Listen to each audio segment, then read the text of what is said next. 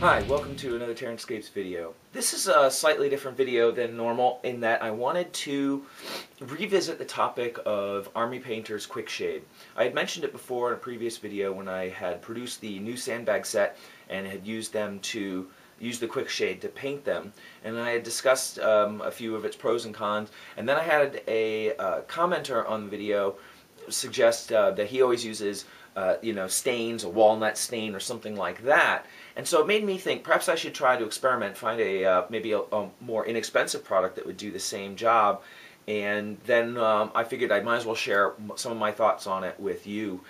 So first, as a quick recap, if you're not familiar with Army Painter, they produce a dipping system where you can spray base the models and then you can dip them in their Quick Shade, and the Quick Shade runs into the cracks of the models, hides in the recesses, pools there, and then gives a pretty gradual shade. Not that much unlike the GW washes, although the Quick Shade is a much thicker material and also has a varnish built into it, so it gives a much more durable coat, and it's also with a glossy finish, so you need to dull coat it afterwards.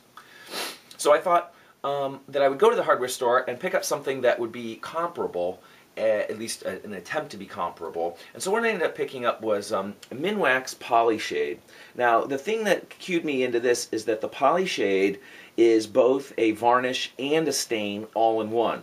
And it seemed as though the Army Builder has a varnish component to it, and that would add something to its viscosity, and that's why it clings to the material as well as it does. So I thought this would probably be a better comparison than a pure stain. And I tried to pick a color that I thought would be closest to the Army Painter dark tone, which is a very black pigment. And so what I did is I picked up this one, which is mahogany. What is it? Let's see if I can focus that. Come on. There we go. Bombay mahogany. But you can see in that picture, right, that looks pretty dark. They show like they're applying it over maybe a pine wood, and it is a solid dark color. So I thought that might be a good comparison. So what I did is I decided to use a standard piece, and I applied the Quick Shade to a sandbag.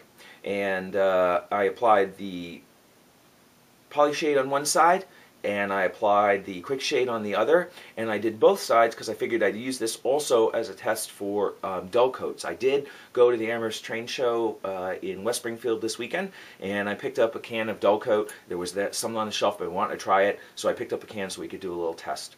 So first, just to give you a little look at what happened when I used the two. Here is the Army Painter product, and here's the Polyshade. And two things that I noticed. First, when they go on, the Polyshade is actually just a touch thinner in consistency than the Quick Shade. But interestingly enough, it also has a much stronger tint than the Quick Shade, and actually stained the sandbags quite a bit darker than the Quick Shade did. Here you can see in the middle the unshaded original paint color. I just used the light beige color that I'm using on the sandbags now. And this is not the dark tone, this is the strong tone, which is the brownish color. And I don't know how color is being rendered here. This looks like the color is off a little bit, but it's basically tinted the bags a light tan, so it's dark in them, but you can still get that beige color coming through. And the mahogany color actually surprised me. It's actually got a hell of a lot of red in it. It's more like a crimson reddish stain, and I don't know, it wasn't the color I was expecting looking at the can. So the other thing that I noticed, and I don't know if it'll pick up, but is that the Polyshade actually doesn't quite sit in the cracks as uniformly as the Quick Shade does. The Polyshade ran a little bit thinner and then pooled, so at the bottom I have a darker shading here. Now I didn't sponge this off with a brush at the end, which is what I would normally do. I decided to leave it, and then I could do just a raw comparison of its total properties, and it pooled a little bit more heavily at the bottom. God, that is so not in focus, is it? Let's see. There we go. I still don't know if you'll see it in this lighting, though. It's pooled quite a bit down here and left a little bit of a lighter shade effect in the cracks, although it did pick up the detail of the sandbags quite well.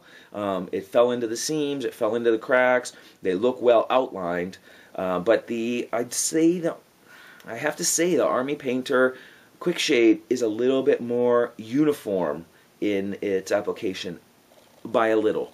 I'm not going to say it's worlds apart, a little bit. But I think that the thing that struck out for me is the tinting, and I think you'd have to be very careful in using stains like the polyshade to pick something that's very light in pigment, because it seems to tint so much darker than the Army Painter products do. The other thing I noticed, and which I don't know if that will show up as well, is that the polyshade, it is a gloss coating, and it actually has quite a bit more of a gloss sheen than the Army Painter Quick Shade does. So, interesting. I don't know. Right now I'd say Army Painter's winning that battle, although, to be fair, like I said, the difference is not extreme, and the price difference is a little extreme. These cans are about the same size. This is 250 mils. This is 236 mils. The Army Painter, well, I should have looked up the prices before I did the video, but I'm too busy. The Army Painter can, I know, is over $20 at least. I think it's closer to $25 maybe. And the Polyshade was in the $7 range. So perhaps if you're into economy and you could find the right shade, that might be a deciding factor for you. Again, I haven't tried some of the other products. I don't know about other colors, other things. People can discuss that amongst themselves, and I'm sure there's some forums out there that might have some information for you as well. So now what I'm going to do is I'm going to dull coat these. One side with the, what have I been using? I've been using the Rustoleum Painter's Touch Matte Clear Coat. That's my normal product.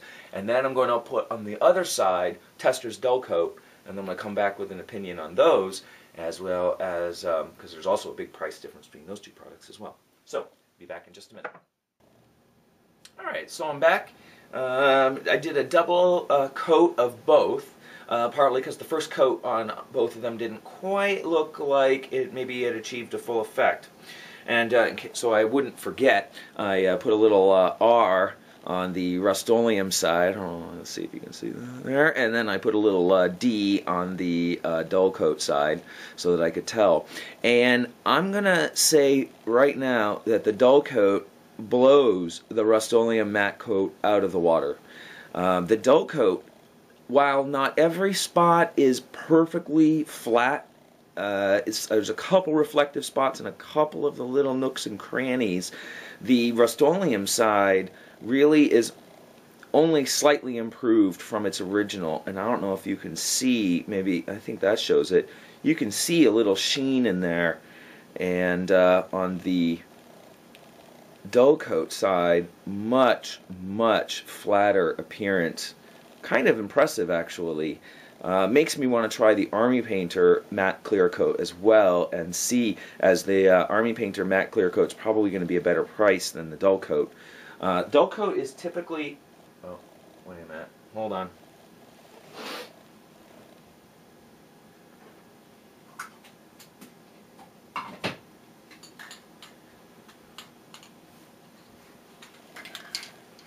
Dullcote's typically sold in pretty small cans. I'm going to have to look and see if I can get a bigger can than this. I bought this can at the Railroad Hobby Show this weekend for $4.50, which is, well, is that right? Well, anyway, you can read upside down probably.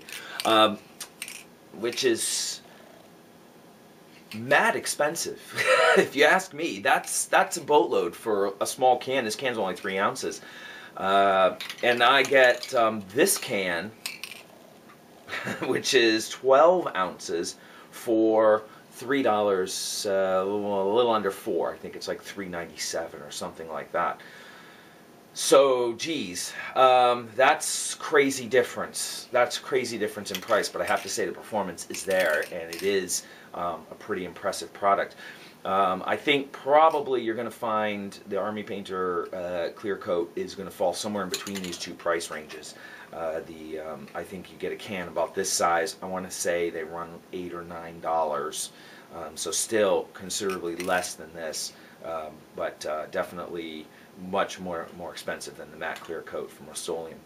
So anyway, I hope this is some use to you. It was to me. I really wanted to test out the Dullcote. I've been interested in trying it out for quite a while, and I think I'm gonna have to get an Army Painter can and do a side-by-side comparison as well, because I want to use the best product, but I also really work hard to try to keep my overhead low and to try to keep my costs down in general. So if I can get a better performance than this out of the Army Painter, then that's the way I'll go.